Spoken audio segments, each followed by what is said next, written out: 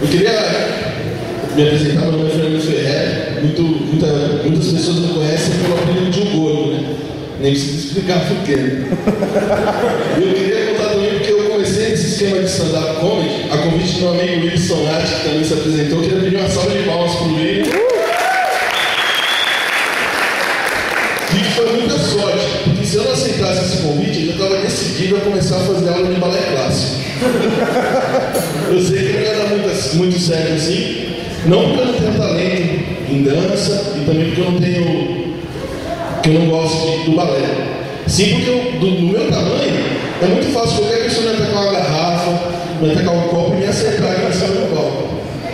E assim, o que também é uma pena que eu poderia ser convidado por causa disso a apresentar a fazer participação naqueles filmes musicais, consigo até imaginar como seria o nome do filme, o Balé dos Ursos.